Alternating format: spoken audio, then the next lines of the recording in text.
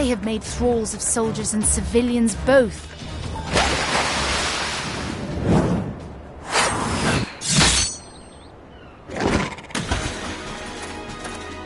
Did I miss much?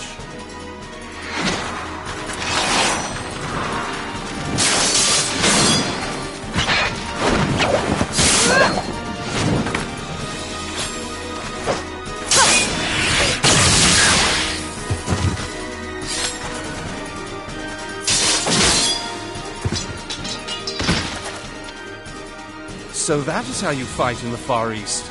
Mental note, pick no quarrel with Domans. But seriously, if I am to keep up, I must needs forsake elegance for efficiency.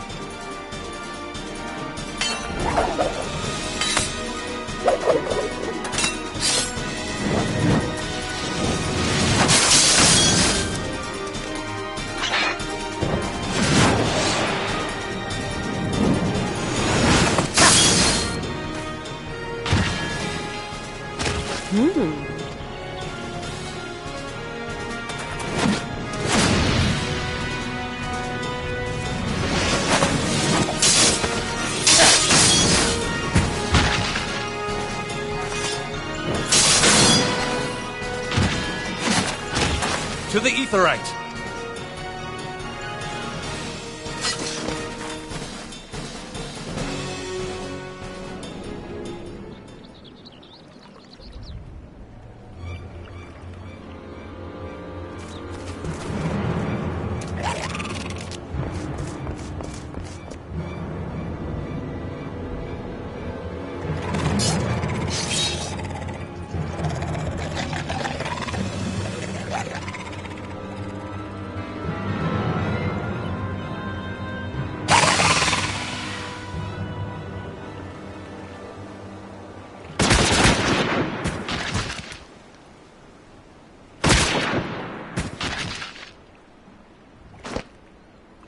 You'll forgive me my lateness.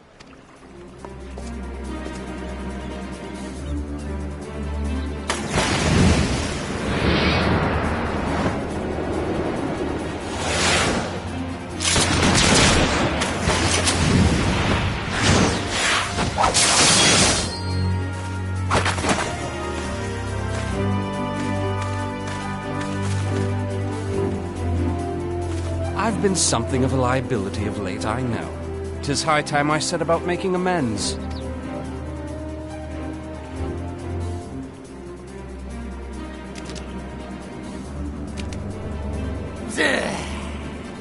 Long have you shriveled Sorewalkers, tormented our kind, but no more! Your time is at an end! You shall perish with salt in your wounds and sea in your lungs. Lord of the world, hearken to our plea.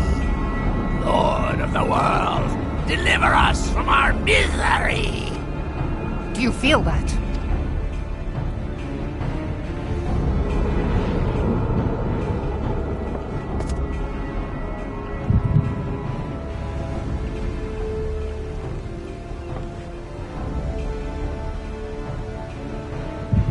I know this sensation. It's the echo. What?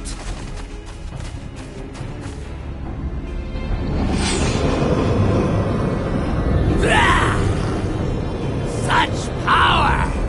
It is transcendent!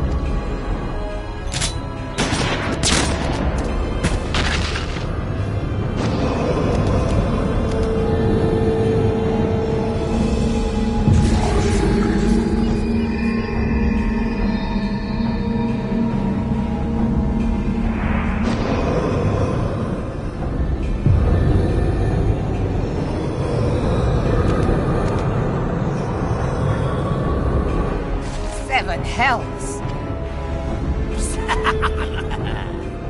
Strike me down if you will. It is futile! I have mastered the gift. I am eternal! O mighty Leviathan, ruler of the seas, born of waters primordial, I offer unto you this frail flesh, that you might grant your faithful servants. I beseech you, come forth! Die, damn you!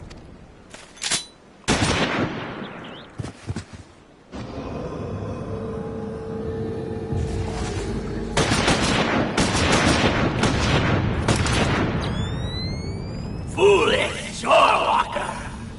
You cannot kill that which is eternal!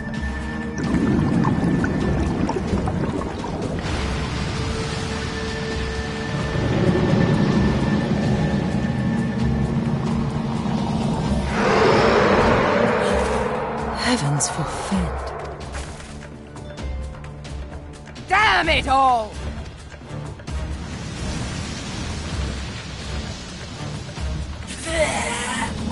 Am I not immortal? Curse you, emissary! You promised me everlasting.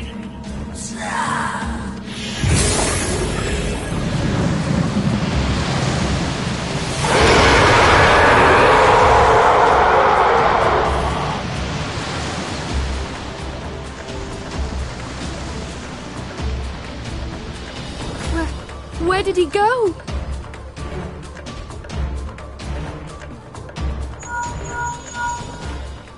What say you? Nary a single ship? Hells take that sea demon! Gather the survivors and get to shore. Leave the wrecks for the pirates.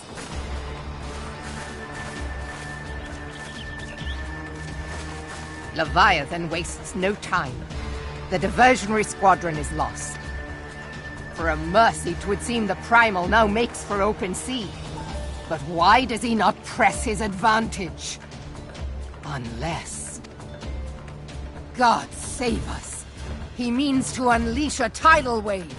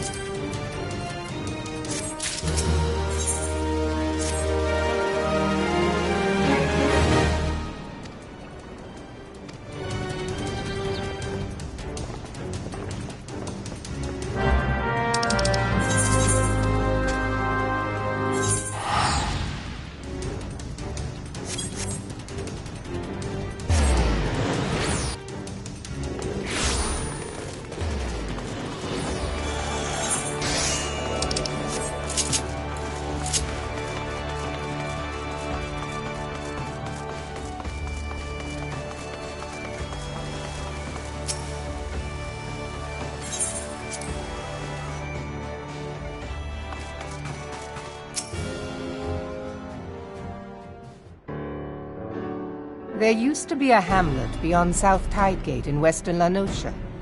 Hearthstone, 'twas called. Some years prior to the Maelstrom's founding, Leviathan rose from the briny depths and set about unleashing watery hell upon us. On that occasion, the company of heroes put him down before he could do too much damage. But when the bastard came next, this time in the wake of the calamity, we were not so fortunate. Weary of ravaging our shoreline, he summoned a tidal wave which fair leveled Hearthstone and washed the soil away for good measure.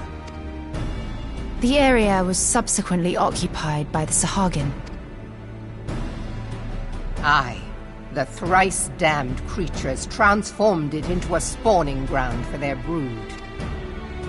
Given the quantity of crystals stolen to feed him and his legion of thralls, we can be fairly sure that Leviathan is stronger now than in his previous incarnations.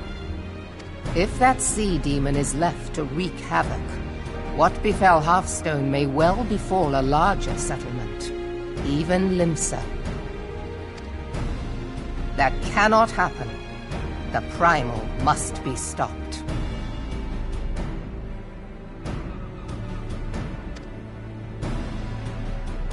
That was ever our objective, Admiral. But how are we to achieve it?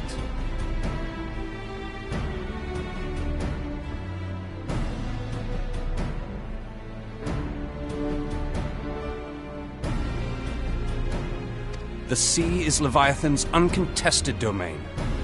The ships of the 3rd Squadron could not close to within 100 yards of the Primal, nor could their cannons pierce his defenses.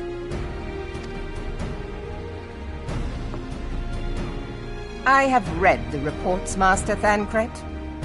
Our warships may as well have been bloody pleasure barges for all the good they did. 7 hells! Is there no way that we might strike back? The company of heroes defeated Leviathan, having first lured him into an inlet, but we must needs contend with him upon the open sea. It will avail us little to consult past experience.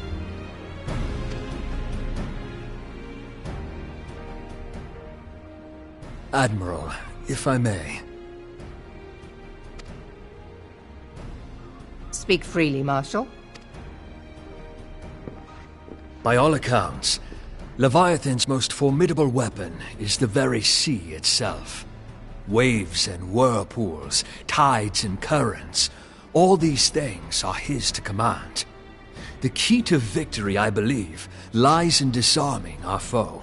This, in effect, is what the company of heroes achieved with their ruse. We cannot lure Leviathan from the sea a second time.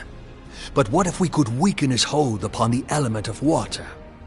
I have heard of devices capable of such wonders. They draw upon the power of corrupted crystals, I am told.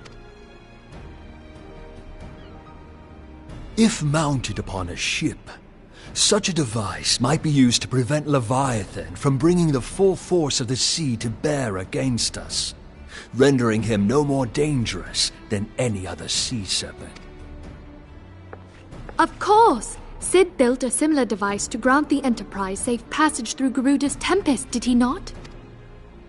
Begging your pardon, my lady, but to give credit where it's due, this is something I heard from an old arcanist friend of mine.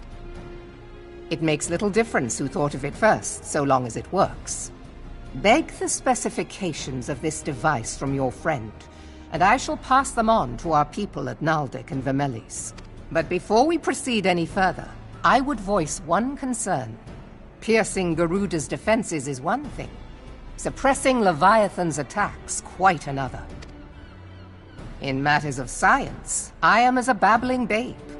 But I cannot well imagine that such a feat would be possible without a veritable mountain of corrupted crystals. The question being, do we have a ship big enough to bear such a burden? Mayhap not, Admiral, but two might. Recall you the tale of Mistbeard's greatest haul? It is said that he lashed 2 ships together, side by side, the better to bear his plunder. By your leave, we might attempt to repeat the trick. The gods know it would be quicker than building a new vessel. Mistbeard did this. Truly, Marshal, upon the subject of the Pirate King, you are as a scholar. Now, from what I have gleaned of these matters, the device will need to be in close and constant proximity to the target. To wit, we must lash our twin vessel to Leviathan. This in itself will be no small feat. Ramming speed will be required, but given the weight of the cargo, that will only be attainable with the aid of a towing vessel.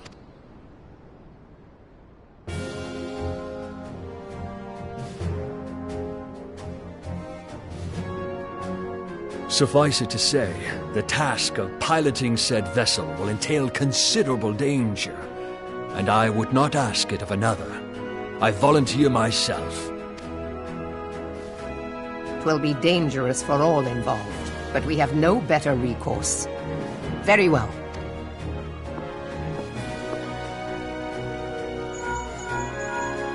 Commodore, assemble the remnants of the fleet at Moraby Bay. Give priority to our soundest vessels. The repairs can wait.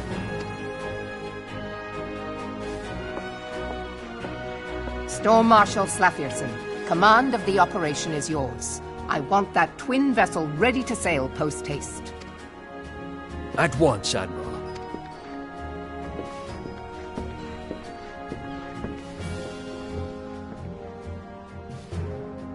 And then there is the small matter of slaying the beast. The fate of Limsa Lominsa rests upon your shoulders once again. Go well, Warrior of Light.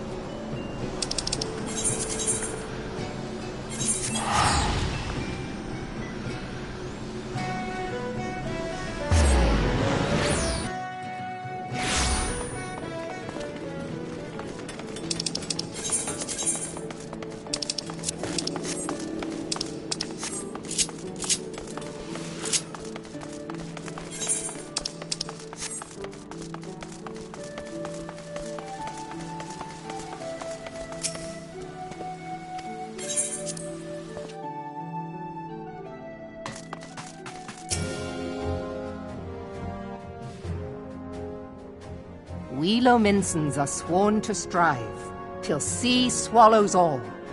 And swallow all it would have had Leviathan prevailed.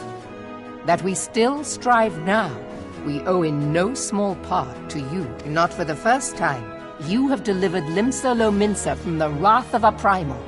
Never has our nation known a stouter ally.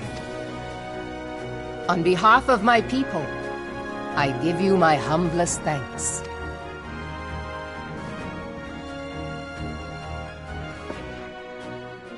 'Tis meet that I give thanks to old Mistbeard, too, for his fine solution. Whatever else he may have been, 'tis clear he was a resourceful soul. Would...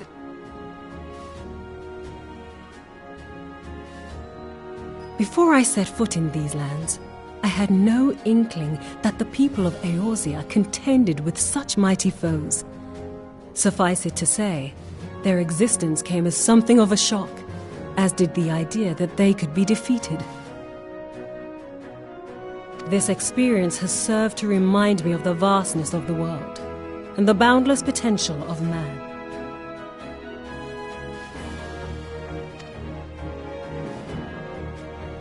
Though I am but a refugee in this realm, I would fain be of use to you in your fight. Know that I am tutored in one of the foremost combat arts of the Far East. It may seem outlandish to the Eorzean eye, but should any of your people care to learn, I would be pleased to initiate them. And I will see to it that they are grateful. I have no doubt that your knowledge and skills will serve us well. Besides, your art is not so outlandish as you think. Would you not agree, Master Thancred? Naught escapes your searching eye, Admiral.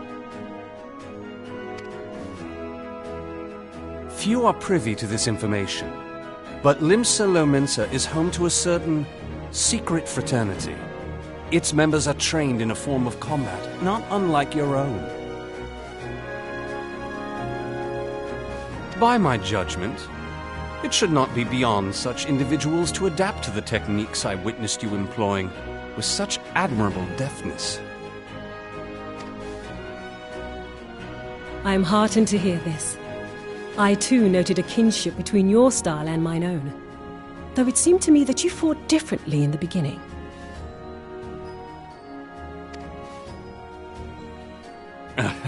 I suppose I did. What can I say?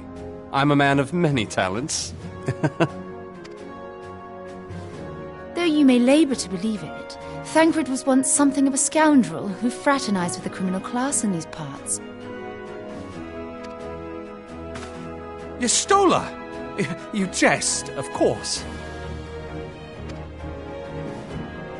But for a chance encounter with Alphinaud's grandsire, he might never have left Limsa Lominsa, or received an education in Sharlayan, or taken up his post in Uldar, which is where he trained in the blade, lest you wonder.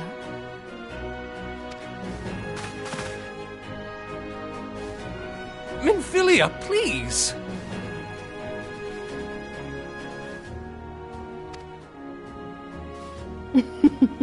It would seem there is more to you than meets the eye, Master Thancred.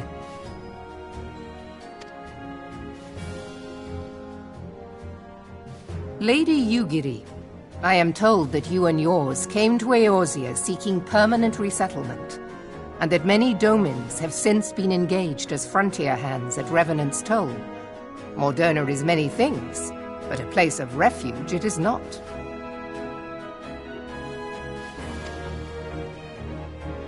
Know that I would like nothing better than to furnish your people with a new home here on Lominsan soil. Alas, racked by instability as we are, our nation is in no fit state to take you in. Yet I'll not have it said that we turned a blind eye to your suffering. Until such time as we can do more, I pledge to send provisions. We are in your debt, Admiral. I realize that it scarce qualifies as repayment, but if it please you, I shall set about sharing my martial knowledge with your people at once.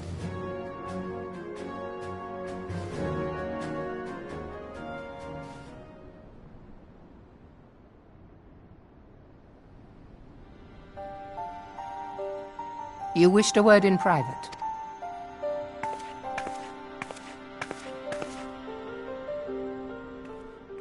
The better not to spoil the festive mood. History repeats itself, Admiral. As the kobolds did before them, the Sahagin resorted to summoning their god over a territorial feud. They acted in self-preservation. It may be that the Sahagin initiated this particular clash, but how it begins does not interest me so much as how it ends.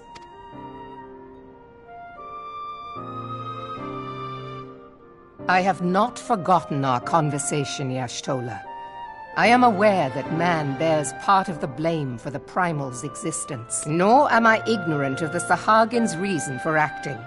They sought to secure a place to breed and multiply that their kind might survive.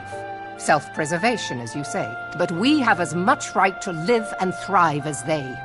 If our own survival is threatened, are we to lay down our arms and welcome oblivion?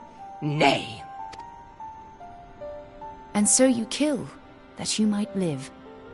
Yet if living is a right, then that right belongs to all peoples, be they men or beastmen. I'll not deny your reasoning. But when a storm gathers, it falls to me to see my people safely through it.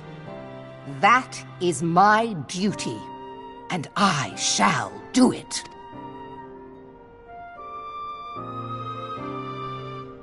As must we all, Admiral. Stay the course, then. But know that it will lead to no good end.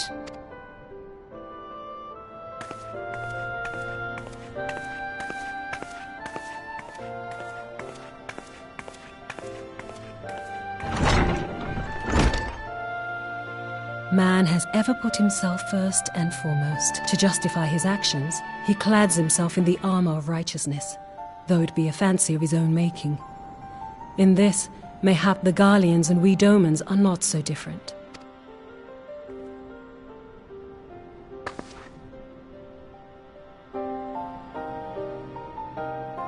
Eorzea has become as a raging sea.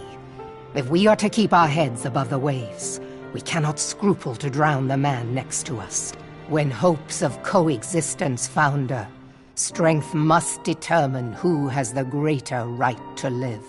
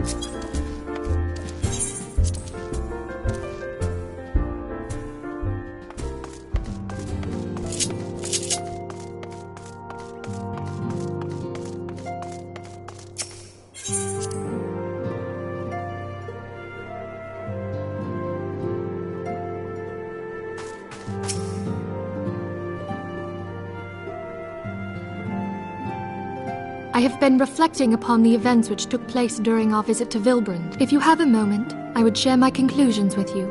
Please, bear with me. When the Sahagin Elder summoned Leviathan, he employed the power we have come to know as the Echo. Though I cannot well explain the how of it, it would seem he became immortal in so doing. When the Admiral subsequently slew him, his spirit emerged from his lifeless flesh, a consciousness shorn of physical form. Thus transfigured, he took up residence in the body of his minion with the ease of a man donning a favorite glove. Long have I known that the Echo allows one to pass through the walls of a man's soul, but never did I imagine that it could free us from our own flesh, nor less that our souls could then occupy the next corporeal vessel to take our fancy. It was of this that Elidibus spoke, an existence which knows neither cessation nor oblivion. And yet, though the Sahagin had mastered his gift and thereby become immortal, he was by no means invulnerable. As we both bore witness, he was ultimately absorbed into Leviathan. And the import of this observation? If the Ascians' mode of existence is indeed the same, it can be inferred that they too are not invulnerable, that they can be destroyed. There exists a legend which tells of souls who are reborn upon the cusp of each umbral calamity, that they might stay the encroaching darkness. To most, it is but a fairy tale, yet recent events have given me cause to wonder, could the legend in fact refer to the Echo? Much and more yet remains unknown, but I am confident that all will become clear in time. For the present, however, what matters is that the key to defeating the Ascians may at last be within sight. With Urianger's aid, it is my hope that I shall fathom this matter ere long.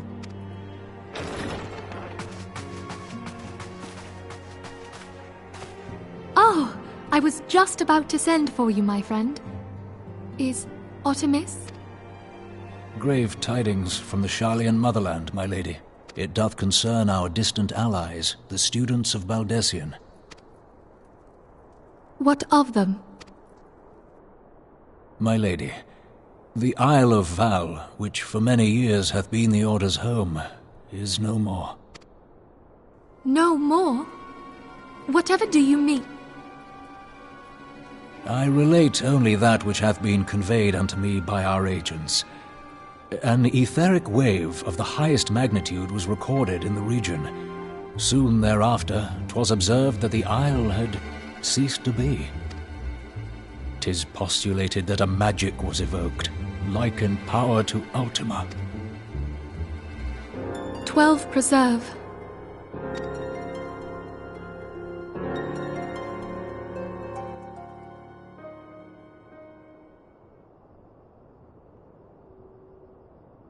If there are no other matters, I move that today's meeting be adjourned.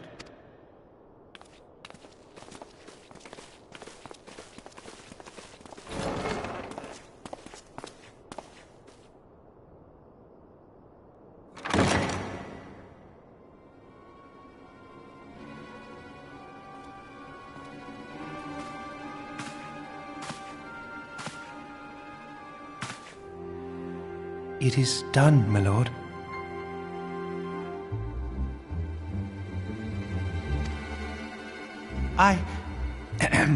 Forgive my impertinence, my lord, but these orders, I am uncertain as to what end they serve.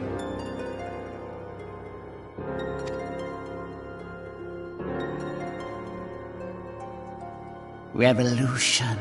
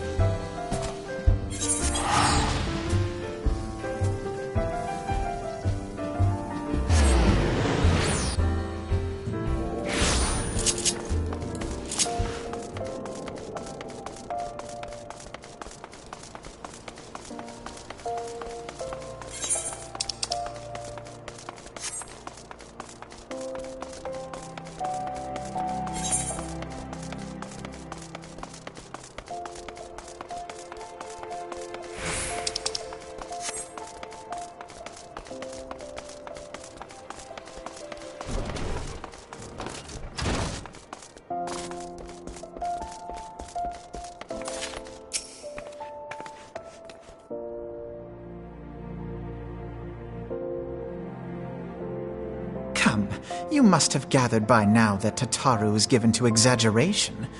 As you can see, I am quite well. Ul'dah, on the other hand, is not. This riot was anything but an isolated incident. There is a restlessness in the air. Tensions long simmering are at last threatening to boil over.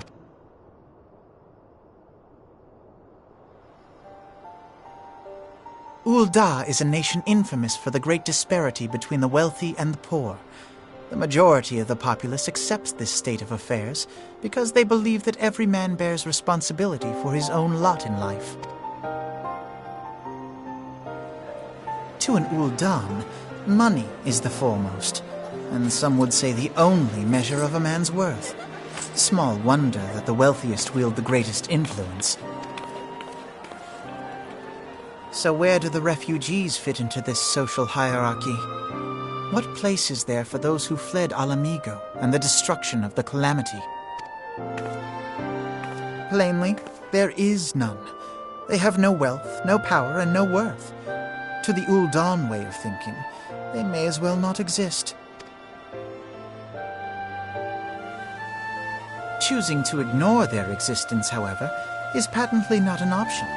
General Raoban and the Sultana understand this, which is why they ordered the Immortal Flames to provide the refugees aid and succor.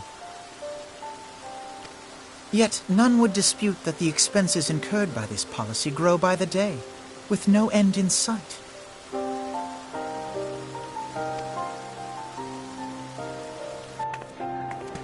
This has prompted more and more Uldans to question their obligation to aid these worthless wanderers,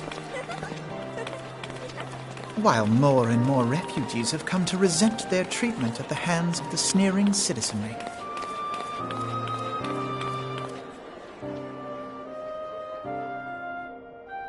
The manner of Lord Lolorito's refusal to grant the Dolmens asylum bespoke a disdain for all refugees, an attitude shared by the rest of the monetarists. And you may be sure they make no effort to conceal their opinions. It was only a matter of time before the refugees united in protest. Nor is it any surprise that some among them would ultimately resort to violence.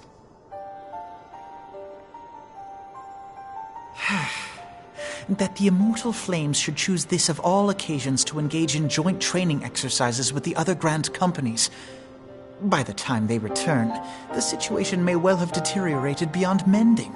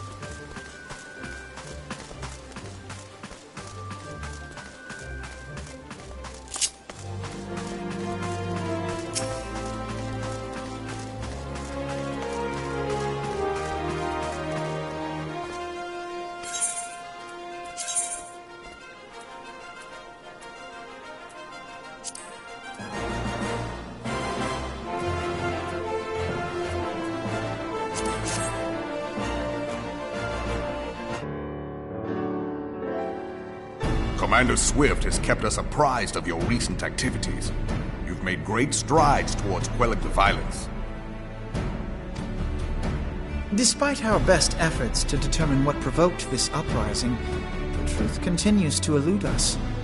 Have you uncovered aught which might shed some light on the mystery?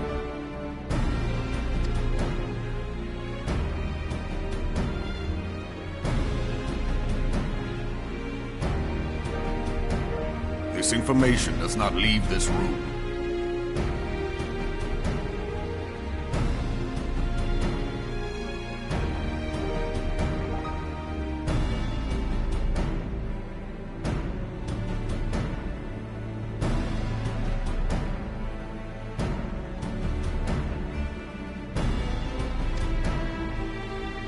The Syndicate's decision to reject the Doman refugees' appeal for asylum had lasting repercussions. A number of those displaced by the calamity claimed it was proof of a policy of discrimination.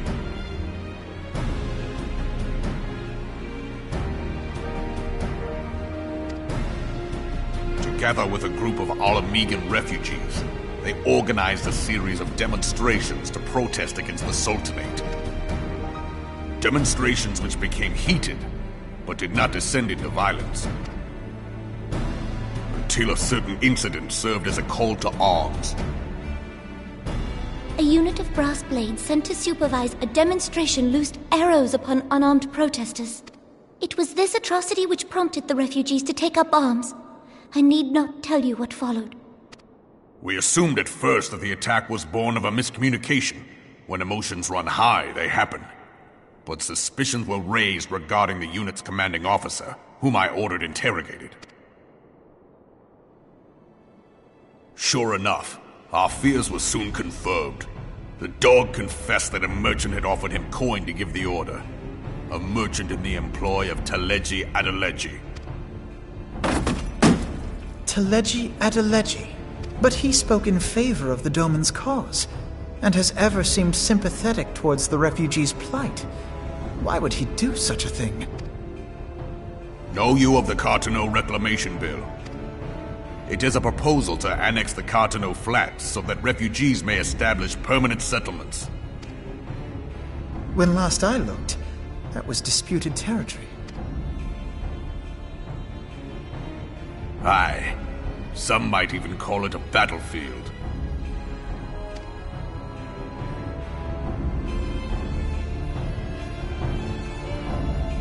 The destruction wrought by Bahamut was greatest at the Carteneau Flats. That much is common knowledge. What is less well known is that his rampage laid bare ancient Allagan ruins, of which no record existed. There are certain differences of opinion as to how these ruins should be handled, which is why each nation maintains a military presence in the region to this day. Yet differ though we may, we are still allies.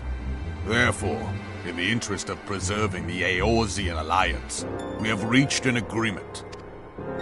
Any conflict which may arise during the course of military exercises in the region shall have no bearing on relations between our nations. In full knowledge of this delicate state of affairs, Teleji Adeleji proposed the Cartano Reclamation Bill. A shameless bloody ruse which stands to benefit him in but one conceivable way. If successful, he will gain control over the disputed territory under the guise of assisting in the resettlement effort. And you can be sure he'll build an orphanage next to every Allagan ruin.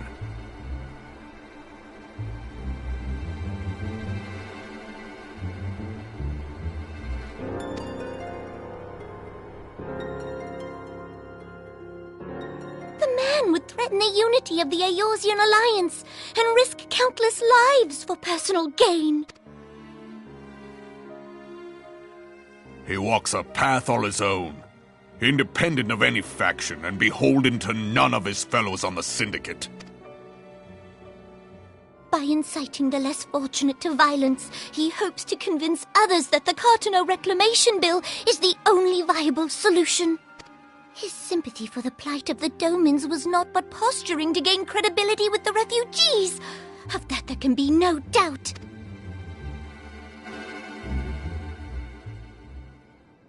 Forgive me, but what could possibly motivate Teleji Adeleji to go to such lengths? What is so special about these ruins that he would risk his position on the Syndicate, and, most likely, charges of treason against the Sultanate? Omega. Pardon?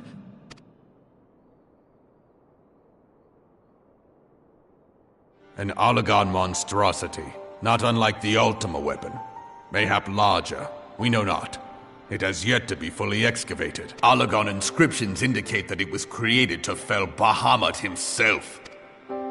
If accurate, it might explain why Nael Van Darnus chose to bring the Red Moon down upon the Cartano Flats, given the ends he went to ensure Eorzea's annihilation.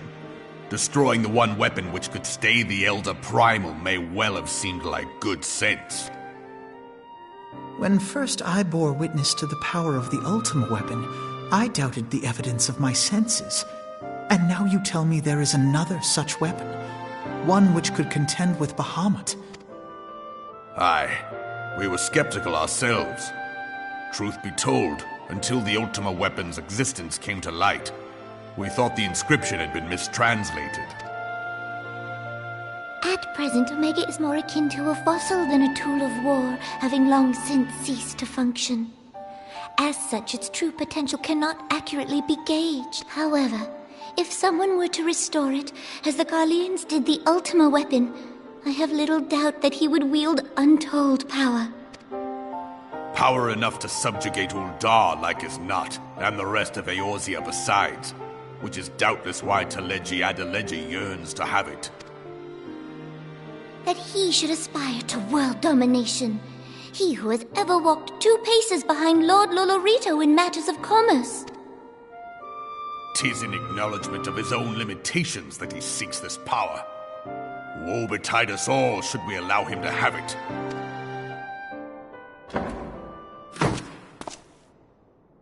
Pray waste no time chasing rats.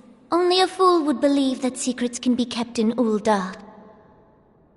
It would seem the implications of the Sultanate's refugee problem are rather more far-reaching than we assumed.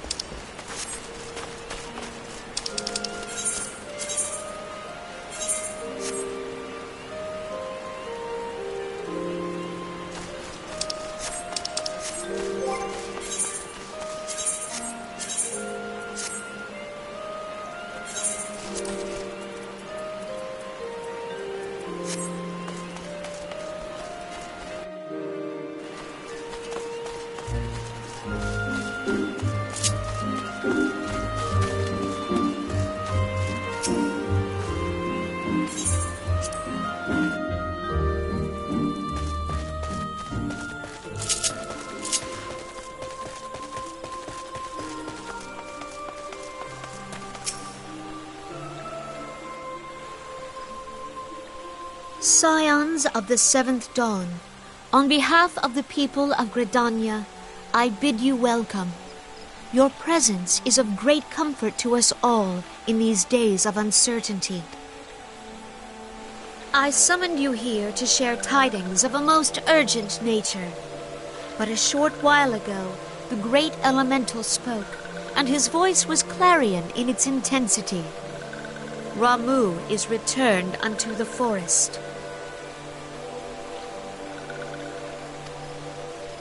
Scarce had his words ceased to echo in mine ears when we were visited by an emissary from Little Solace.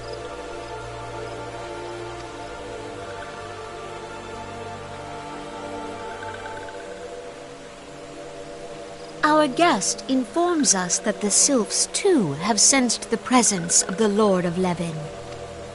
Though his exact whereabouts remain unknown, we may safely assume that the Primal was summoned within the heart of the Sylphlands.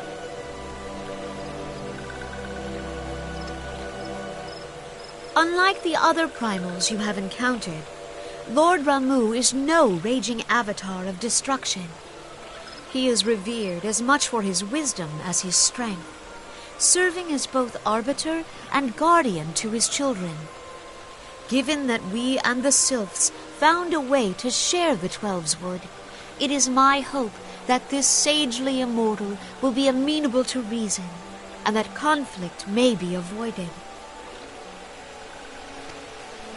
Blessed as you are with the power of the Echo, you are one of the few among us who may commune with a Primal without fear of influence.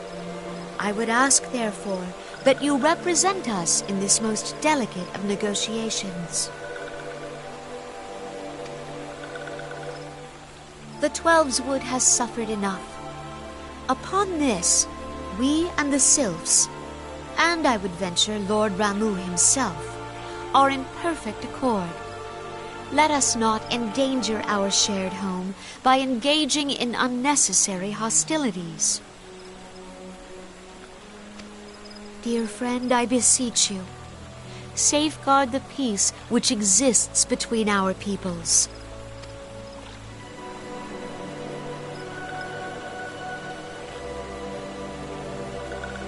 You have my thanks.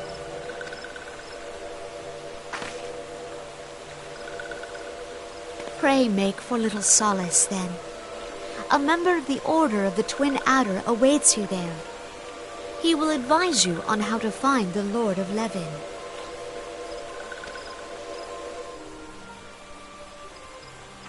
An ill wind blows through the forest. Yet, it is not only the Twelveswood that flinches at its coming. All the lands of Eorzea shiver in dread anticipation. Have care.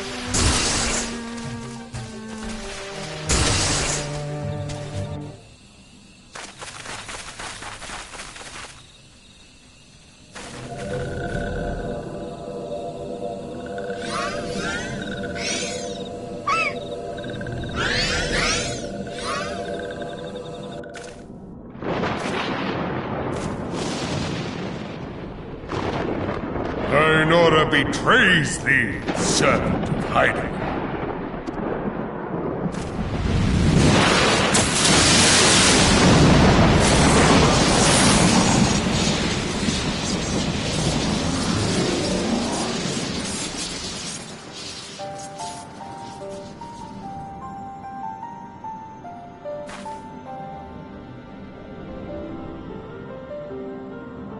Thou art the bringer of light, bane of Ifrit, Titan, Garuda, and Leviathan. I am Ramuh, guardian of the children of the forest. Thou tramplest upon sacred soil, bringer of light. By what right doth man intrude in this sanctuary of the sylphs? The Gridanians proffer peace? Their words are born of delusion, thine offer an insult. Thou speakest of harmony, yet carest naught for my children's desires. They did but wish to dwell beneath these boughs in solitude. Yet even that was too much to ask of man.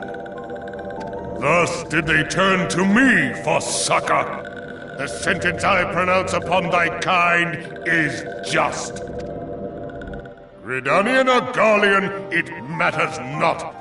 The good intent of one excuseth not the misdeeds of the other.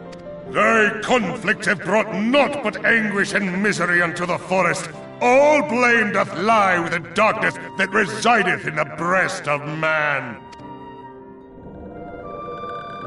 Whence sprung this calamitous seed? In the beginning no such duality existed. Were light and dark given form when man was born? It would explain much, not least why strife and sorrow follow ever in thy wake. Thou canst not deny the urgings of thine own nature. Knowing that thy mere presence here portendeth tragedy, wilt thou persist in this pretense of peacemaking?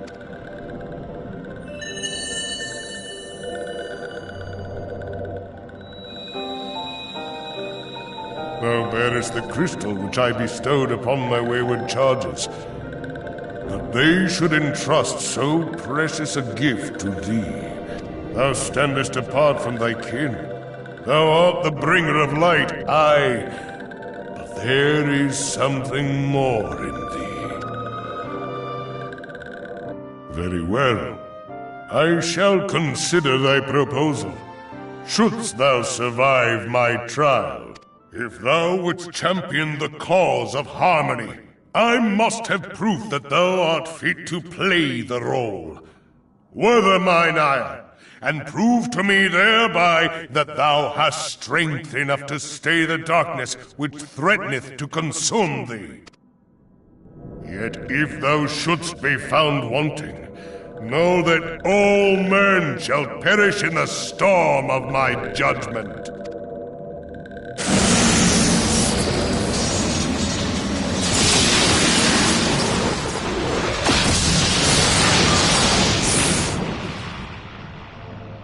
Come to me, bringer of light. I shall await thee on the field of battle.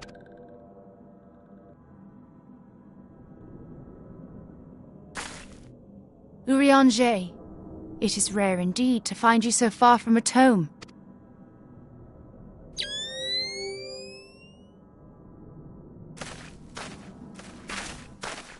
The Lord of Levin himself. Never till this day had I looked upon his visage, save in painted renderings made faint by time. Ever shall this scene remain etched in my mind's eye. Beg pardon, my lady.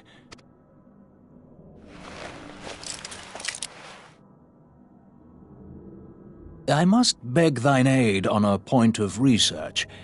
If thou art resolved to face Lord Ramuh, I would ask thy leave to observe the event.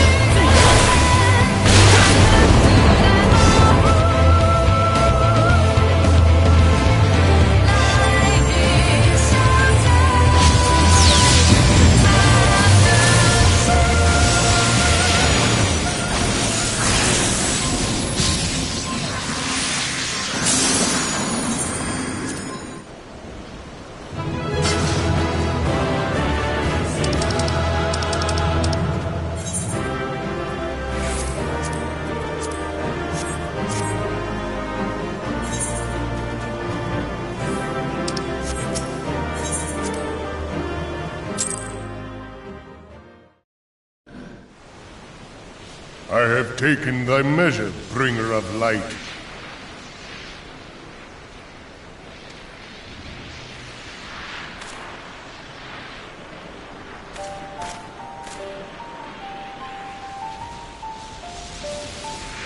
And I judge thee a worthy champion.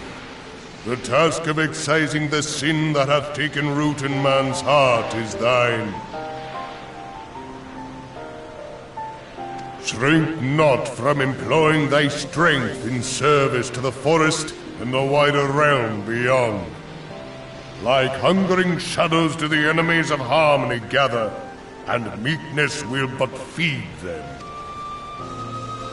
If man is to be delivered from the dark, it shall be by thy guiding light alone. Stray not from the path, for if thou dost, thy people shall be truly lost.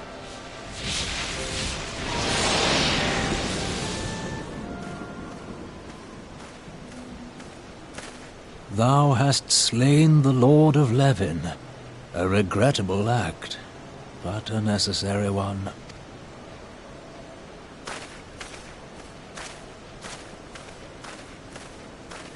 In witnessing thy struggle, a truth hath been revealed unto me. If I mistake not, it may yet prove a chink in the eternal armor of the Ascians. But let us conclude our present business. I shall expound upon my findings at the Rising Stones anon.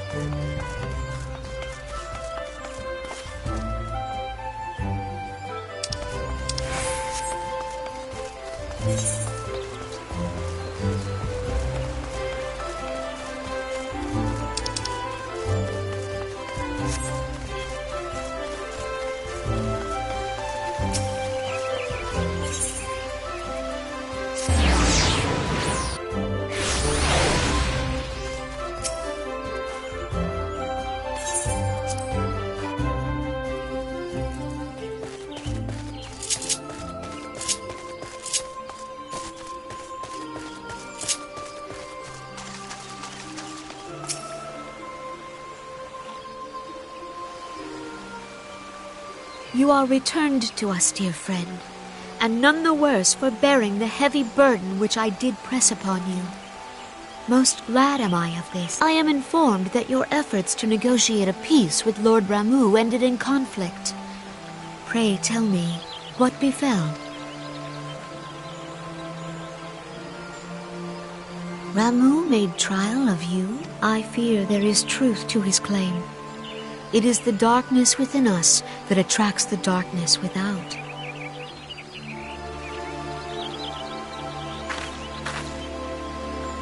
It cannot be denied that misfortune follows man. For evidence, one need only look to the conflict brewing in Carteneau, or to the rising flood of refugees. Our shared struggle against the Empire should have served to seal our union. Yet the ties which bind the alliance strain under the weight of gross self-interest.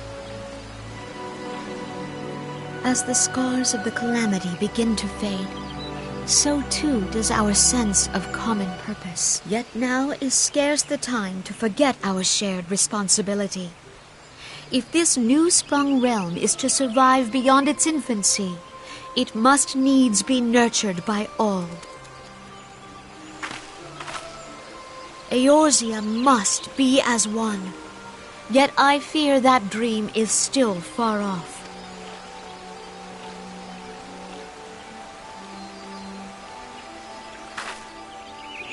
On behalf of the people of Gridania and the elementals both, I thank you for all that you and your fellow scions have done.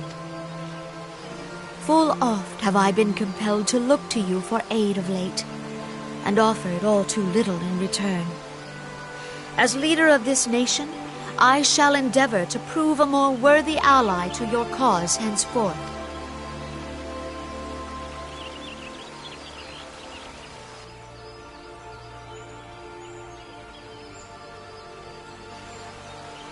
Lord Ramuh has departed, yet the keening of this ill wind grows no less insistent. Voices of the forest, pray speak and I shall listen. What unseen evil begets this unease in my heart?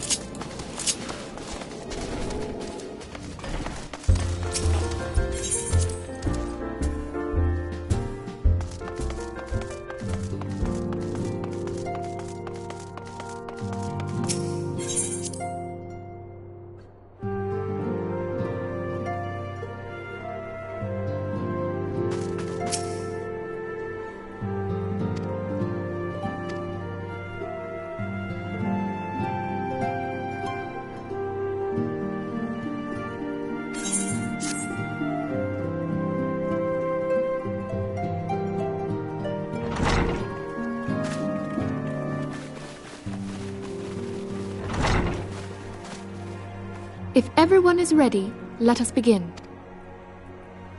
Urianger, the floor is yours.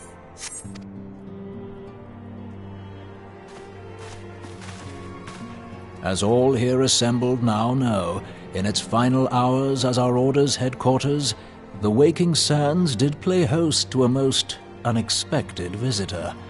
I speak of the Ascian clad in white, Elidibus. Unwelcome though his presence was, his words that day did serve to confirm a truth long suspected, that the Ascians are eternal beings, to whom physical destruction is as a temporary inconvenience. In the intervening time, Urianger and I have striven to discover a means by which the Ascians might more permanently be slain. And 'tis my belief that we have found the thread that will allow us to unravel the twisted skein of their existence. In the moments prior to Leviathan's most recent manifestation, the Sahagin elder who summoned him was observed to undergo some manner of ascension. The etheric readings taken by Y'shtola at the time of this transfiguration have proven most enlightening. So tangible was the agitation, I scarce had need of my goggles. The significance of Y'shtola's readings might better be understood in the context of mine own, taken at the instant of the Lord of Levin's demise. Unlike the Primal, the Sahagin was not subject to etheric dissipation. Before discussing our new discoveries, it may benefit us all to recall what we know of etheric behavior.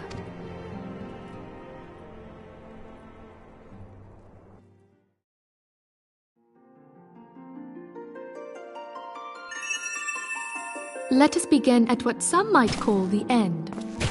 When we who dwell in the material realm die, our spirits dissolve into the flow of ether and are returned to the ethereal realm.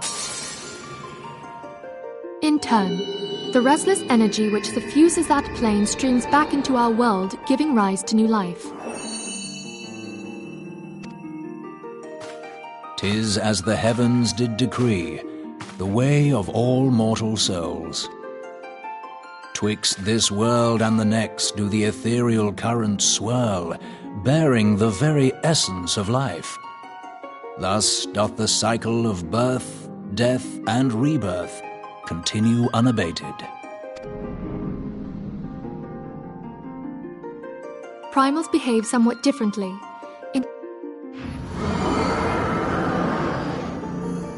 Thus, a defeated primal leaves behind no broken corpse.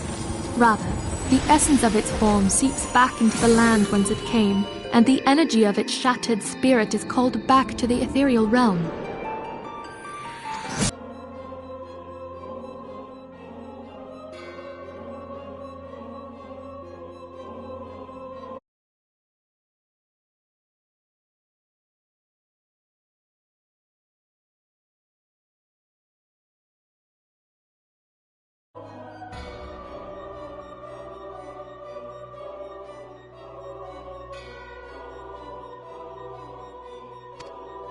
A soul that dissipateth not upon the death of the flesh.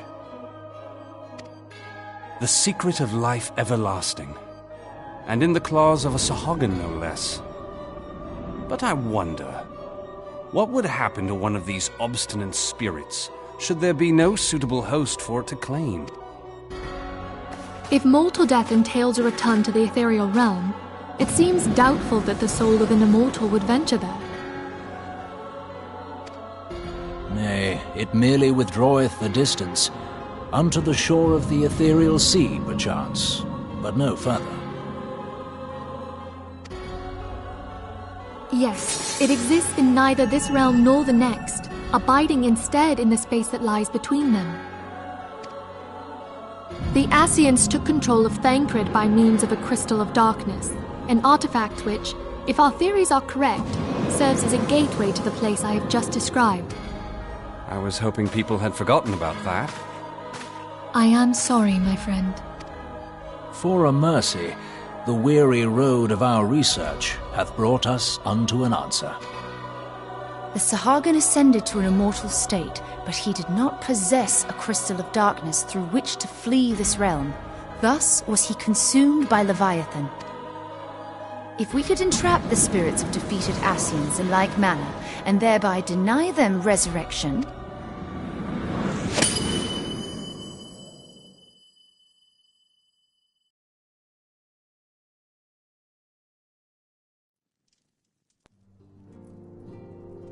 Therein lieth the path to victory. Thou art most perceptive, my lady. Only when we have trapped the bodiless soul within an ethereal prison can we hope to defeat its unnatural constancy. Thus might even an eternal paragon be consigned to oblivion. These feats are, of course, far easier said than done. At present, we lack a viable means to entrap and extinguish an Ascian soul. Yet, I believe it to be possible. The pieces of the puzzle lie before us. We have but to put them together.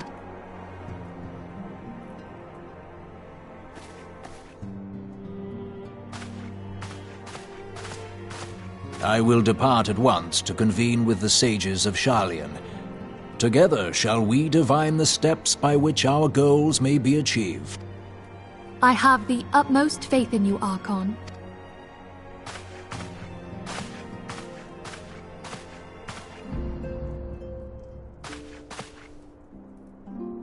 Beg pardon, antecedent, but I would raise one final matter.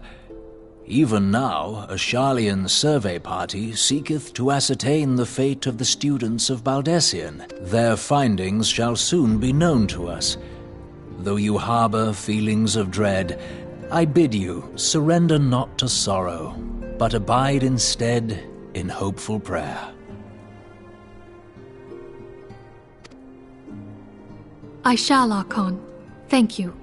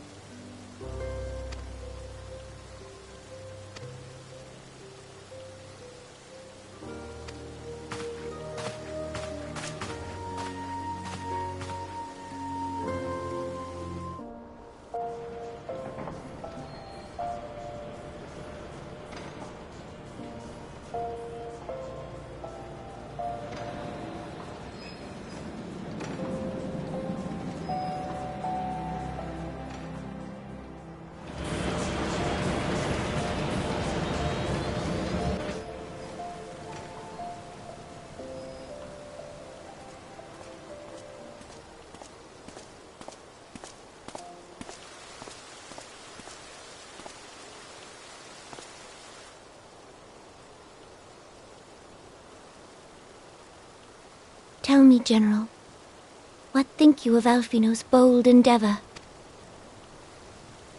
I think it is more than bold, Your Grace. His organization would pave the way for a united Eorzea. Well do I understand his impatience. Since facing the common threat of the Ultima weapon, our nations have seemed farther apart, not closer together. Considering the many problems we face, should we not be glad that someone else is taking the initiative? We have all pledged our cooperation, yet the grumbling continues behind closed doors. Ul'dah is not alone in her duplicity. I myself have doubts as to the good this organization will achieve. With the inclusion of the finest soldiers of the 3 grand companies, it promises to be a fearsome military body. But whom will it serve? Even under the watchful gaze of the Scions, it is not unthinkable that such a force could perpetrate a great wrong. Does it not concern you that a significant proportion of its financial backing came from the coffers of the Syndicate? That those unprincipled worms might forge this extraordinary gathering of warriors into a private army? I have trust in the Scions, Your Grace. They have spared us no end of trouble at the hands of the Primals. If they seek reinforcements, I deem it unwise to deny them. As for their finances, full many gave generously. And though our nobles proffered a sizable sum, their coin did not spill from the pockets of Lolorito and his cronies. And what of the presence of our stalwart adventurer friend in this endeavor? I doubt the Warrior of Light would betray our cause. Yes, there is that, I suppose. Yet I have known people to change. Whether we will or no, the events of the age hurl us this way and that, like a dust devil skipping across the sands. Cannot be done about Telechi? I have explored all avenues available to us, Your Grace. But as Ul'dah law now stands, we lack the evidence to convict him of any crime. To arrest him on spurious grounds would only play into his hands.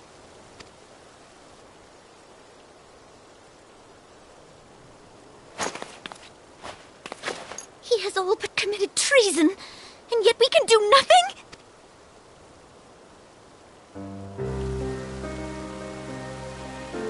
Then what good our government? What worth the royal house? How deplorable this mockery of justice!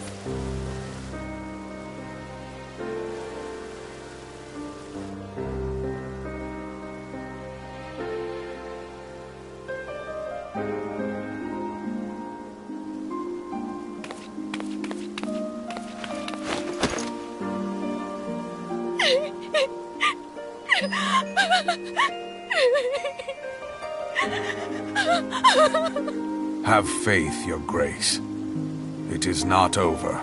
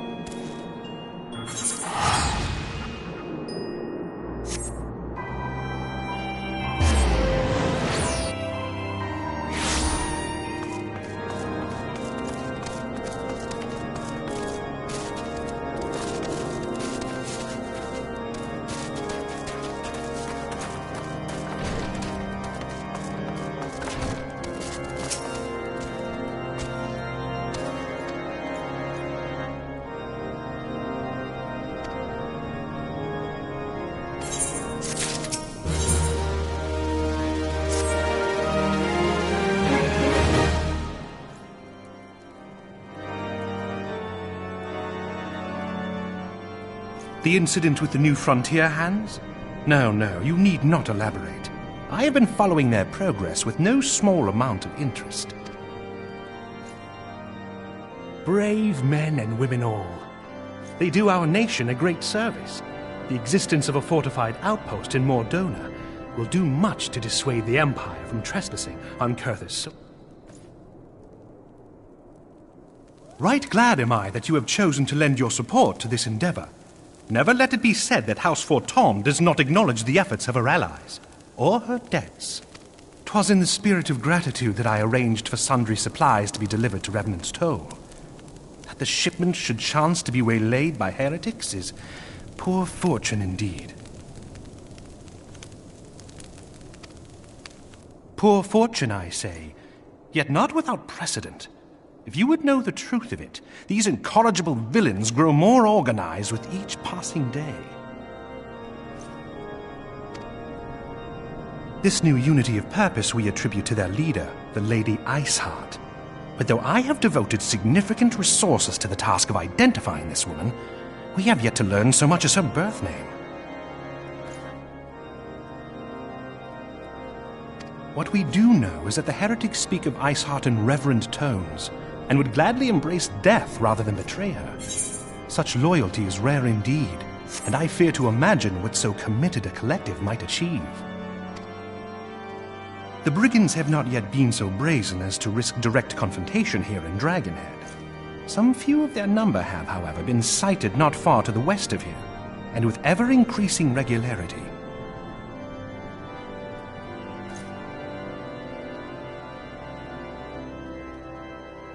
A visit to Whitebrim Front may bring you the answers you seek. Will you brave the snows, knowing what implacable foes may lie in wait? Halone's blessings be upon you! Though I take no pride in the admission, many of mine own countrymen are not so well suited as you adventurers to dealing with such foes. Were they dragons, it might be otherwise.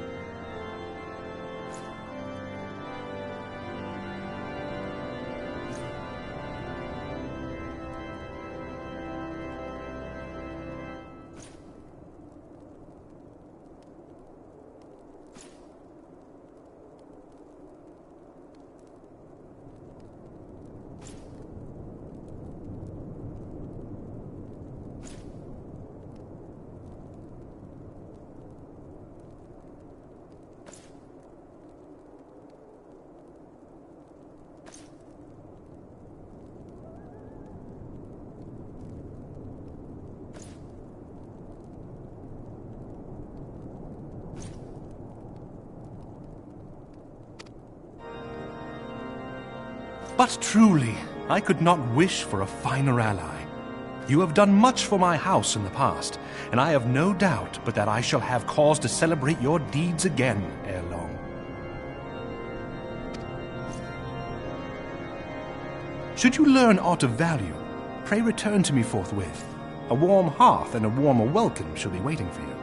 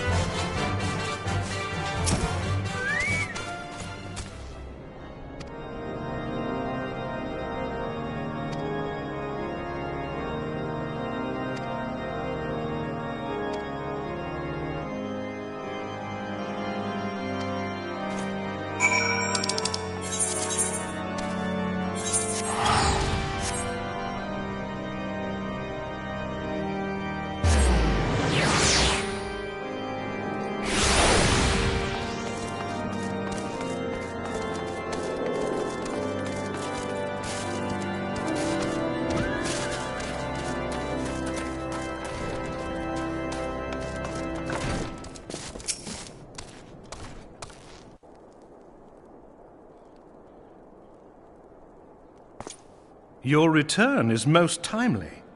Of their own accord, my thoughts had turned to your task and the progress thereof. I confess, my imaginings tended toward the grim and bloody.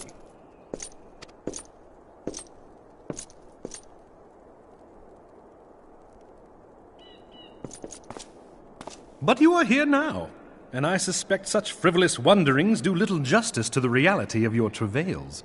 Tell me, what did you learn of Iceheart?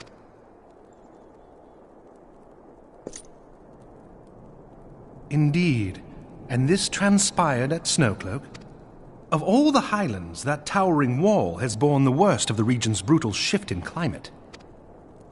So inhospitable has Snowcloak become that we have still to survey the area in its entirety. Could its frozen heights conceal the heretics' hideaway? Mayhap a more robust reconnaissance effort is in order. Putting such considerations aside for the moment, we still know far too little of this Iceheart. That she is capable of commanding such a band of fanatics bespeaks natural authority, and no small measure of charisma. As much as I would like to fathom this mystery with you, the situation has grown beyond my personal purview. I am bound by duty to inform the Temple Knights and request that they bring this matter to its conclusion. Given the glowing reports the new commander has garnered thus far, I am certain that they can be relied upon to take appropriate action. Though Iceheart's true identity yet eludes us, you have provided us with a point from which to begin. Sometimes it takes but a single stone to prompt an avalanche. On the matter of the stolen provisions, I have already made arrangements for a second shipment to be sent to Revenant's Toll. I could not well allow such an honorable venture to be undermined by one miserable setback.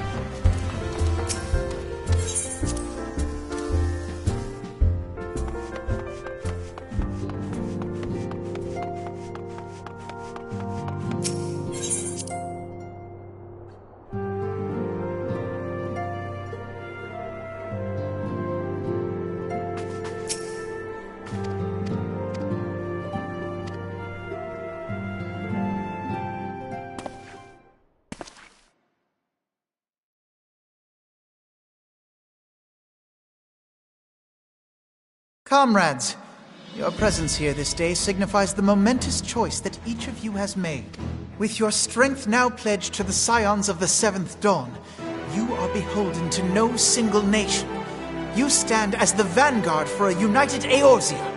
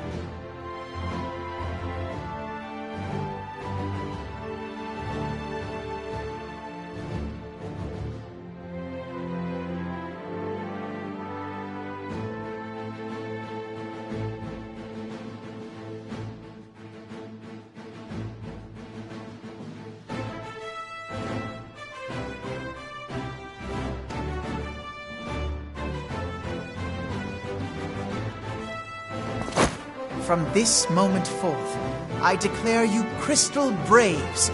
Let us mend this fractured realm and face our enemies as one.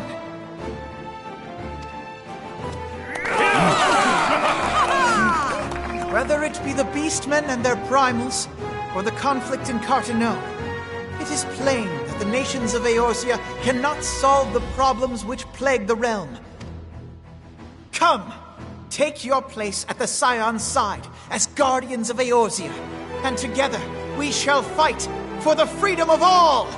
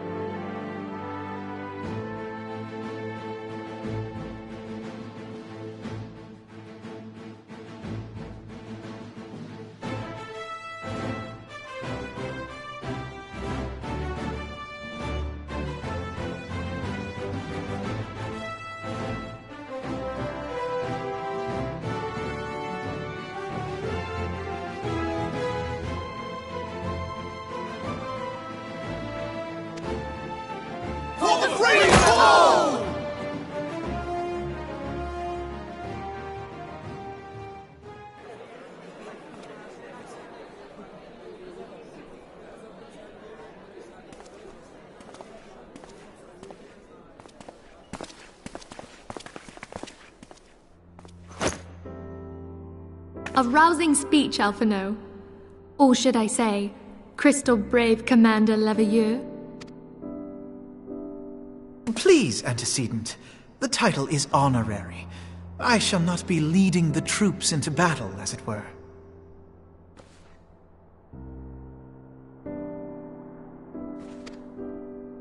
We are of the same purpose.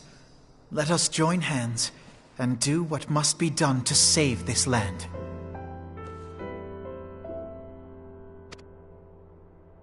The Scions stand ready.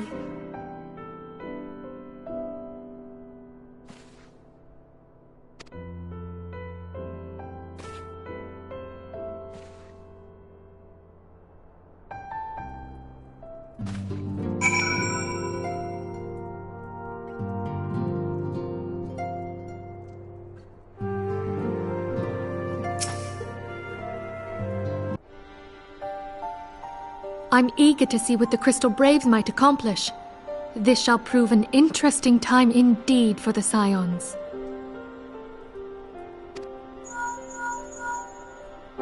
Yes, I'm listening. So our worst fears are confirmed. The entire Isle. Such power defies comprehension. Truly? Kryll is alive? Thank the 12. I see. Pray, inform me if her condition changes. Yes, I shall pass on your words to Urianger.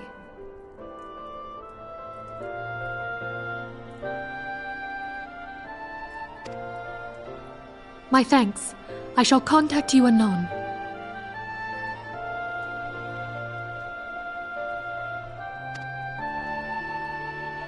When I learned of the loss of the Isle of Val, I dared not hope that my friend had survived. Yet, by some miracle, it would seem she has. She's still to regain consciousness, it is true, but better that than death. Putting this happy news to one side, we must now endeavor to make sense of the readings taken by the survey party.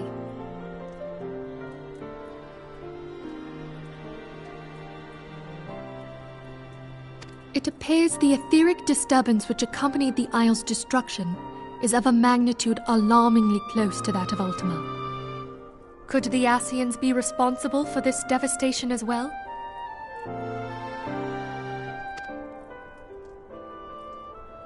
I wonder, have you heard aught from the Mother Crystal since the battle with the Garleans?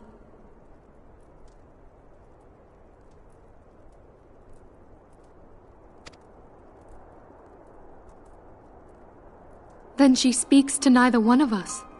Hydaelyn's silence portends naught but ill, I fear.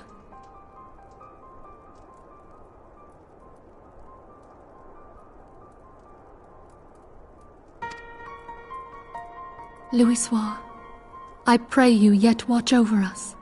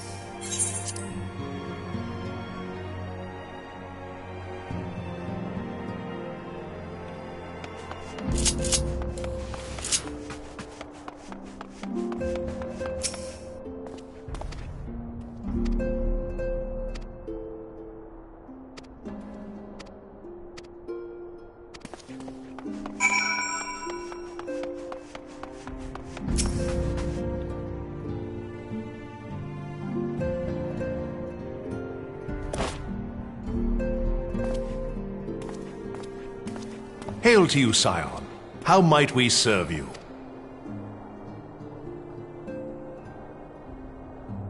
Commander Leveilleur bade you serve us? These are welcome tidings indeed. Given the sensitive nature of the task, I could not rely on one of my own.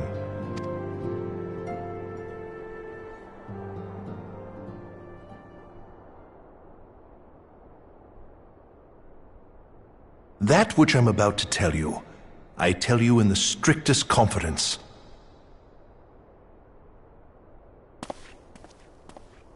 Some days ago, we received certain documents from an anonymous source.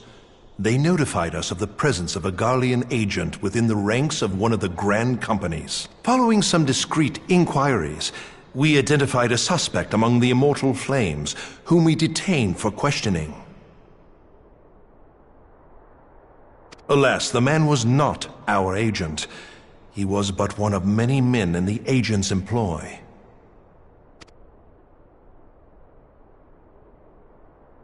We pressed the traitor for a name, but he had none to give. He claims never to have met his master, whom he knows only as the Ivy. He was, however, certain that this Ivy had coiled itself around every part of the Immortal Flames. It would seem our quarry joined the company some time ago, and gradually recruited others to his cause. These conspirators are the vines by which he learns our secrets, all without exposing himself.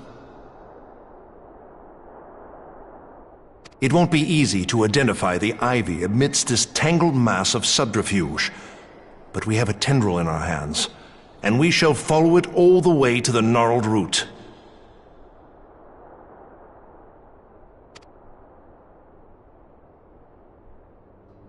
Now, much as I would prefer to proceed with due discretion, circumstances demand that this matter be settled post-haste.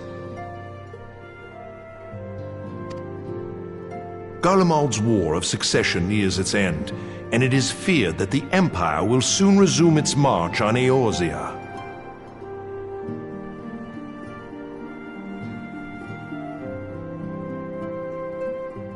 When it does, we can ill afford to have traitors in our midst. The Ivy must be rooted out now. We must begin by apprising General Roban of our findings. I would ask that you accompany me to the Hall of Flames, and remain on hand to see that things go smoothly. Assuming the Ivy's tendrils are as widespread as we believe, he will be aware that an investigation is underway, and if that is the case, he may well move against us. We must be prepared for anything, while taking care not to betray our purpose by seeming prepared. A simple enough task for a one-man army like you.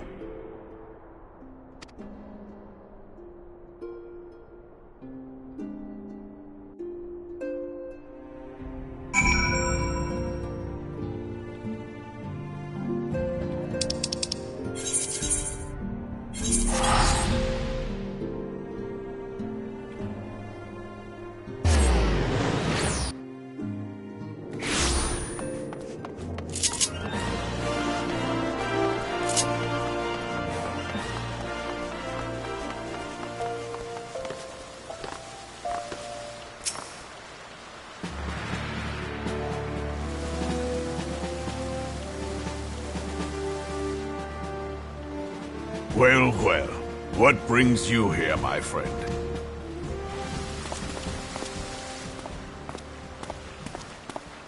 He is here at my behest. Greetings, Roban. It has been a while.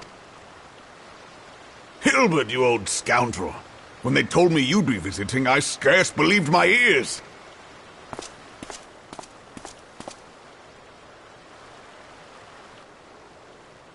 But look at you! The honored captain of the Crystal Bloody Braves. Who'd have imagined, eh? Not many, but fewer still would have imagined your destiny lay in politics, old friend. Aye. We've both come far, have we not?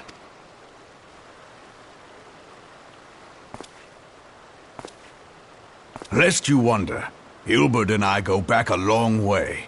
We've been friends and rivals since we were lads. The last time we saw each other, Alamigo had just fallen, so you can guess how many summers it's been. And in all that time, not a word from the fool. Ah, well, my dealings tended toward the modest and mundane, unlike some I could mention. As I hear it, no sooner did you reach Thanalan than the brass blades clapped you in irons and dragged you off to die on the blood sands. Being a stubborn sort, you won 1,000 matches and earned yourself a place in the people's hearts while you were about it. Then, with your mountain of prize money, you bought the Colosseum and secured a seat on the Syndicate. Those balls, brother! Rags to riches does not do it justice. You're a hero to the common man. Bah, spare me. I am no hero. If anyone is worthy of that title, it's our friend here. Next to him, I'm little more than a glorified butcher. But you, Wilbert, you sell yourself short. By all accounts, you are an adventurer of some standing. I like to think that I did my part for the greater good. But if you're no hero, then I'm no adventurer, not in this company. Anyway.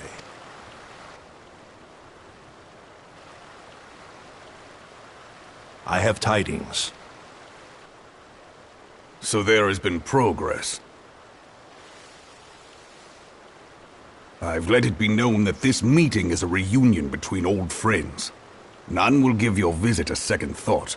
To convene elsewhere would only attract attention. Let us speak here, in plain view of all.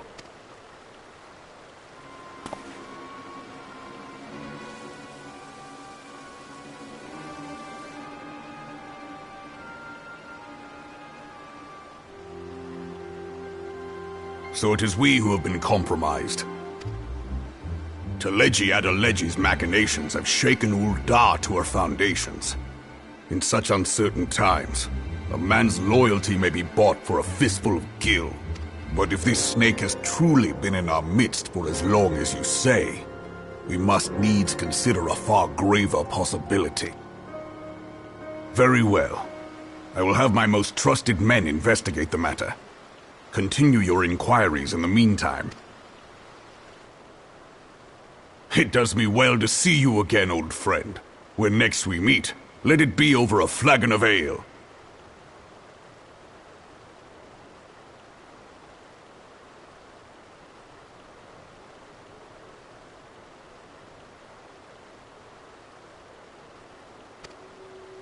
I look forward to it.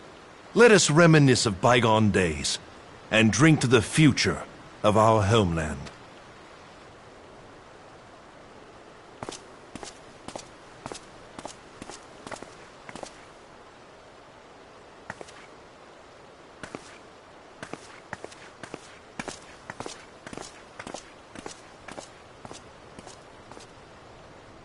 Flame General.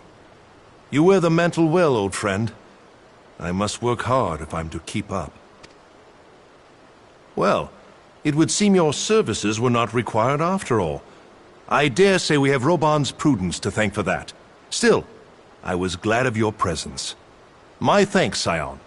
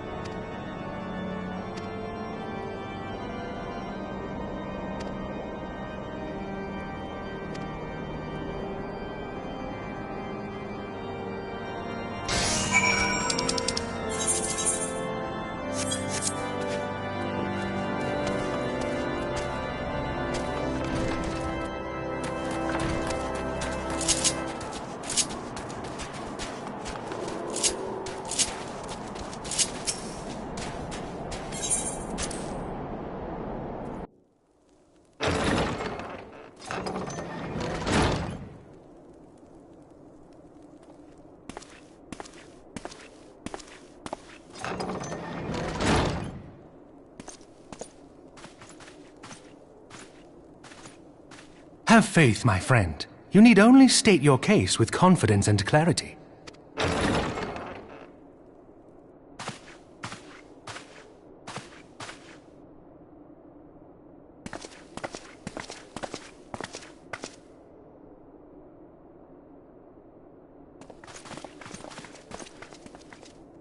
Commander Leveilleur, it is both an honor and a pleasure to meet you. I am Emeric, Lord Commander of the Temple Knights. Alphinaud Leveilleur, at your service. Your reputation precedes you, Sir Emeric. I think we will find that we have much in common.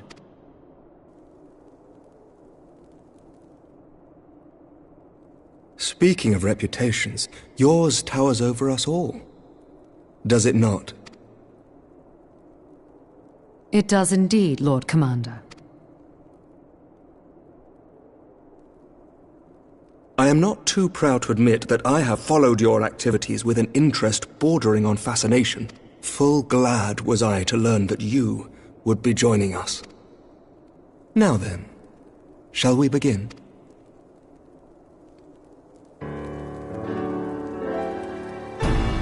know full well that the Garleans will return in force ere long.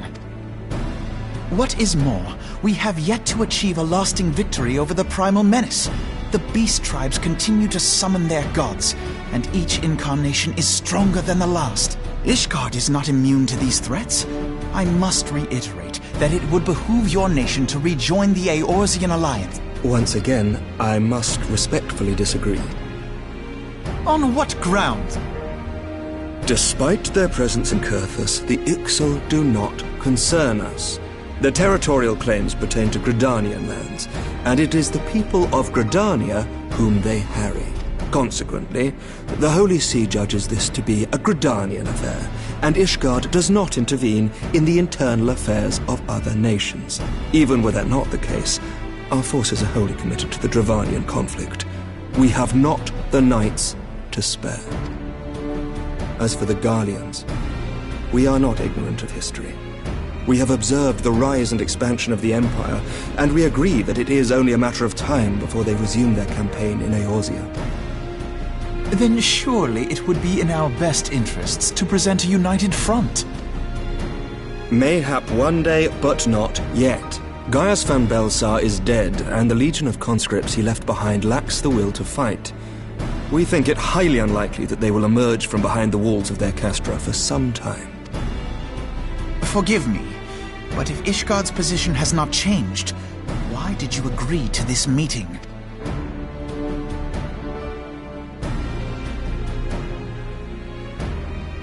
It was not only as a representative of Ishgard that I came here.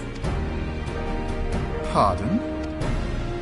It is not within my power to change Ishgardian policy, regardless of my personal feelings. There is, however, one area in which I may exert a measure of influence. Concerns have been raised over the supplies House Forton has offered to Revenant's Toll. These have led to calls for restrictions on the provision of aid to foreign powers. I can ensure that the shipments continue unabated. Sir Aymeric, we would be in your debt. No, you would not. For I require something in exchange. Of late, there has been a flurry of Dravanian activity, the purpose of which was not immediately clear. However, our astrologians have since observed alarming changes in the heavens. The dragon star waxes unnaturally bright, and there are whispers that it portends the resurrection of Midgard-Sorma. The fallen guardian of Silvertear Falls? That's absurd. Full many times have I gazed upon the dragon's corpse still wound around the Agrius, and wondered how different our world might be if it yet lived to plague the skies. I do not know, and I do not wish to know, nor does any son of Ishgard. Yet the mere presence of Dravanian forces is not sufficient grounds to send knights to Mordona, whatever our astrologians say. As I told you before, we have not the forces to spare. But we do. So you will intervene on our behalf if we agree to watch over the Keeper of the Lake. Do you accept these terms? I do. I will see that you are kept abreast of any developments. I regret that we could not come to a similar agreement on other matters, but I understand that you are not at liberty to make such decisions. Nevertheless, I hope that what we have accomplished here today will serve to demonstrate to your countrymen that we can work together towards a common goal. Mayhap one day we shall look back on this moment as the first step towards a united Eorzea. Mayhap we shall, Commander.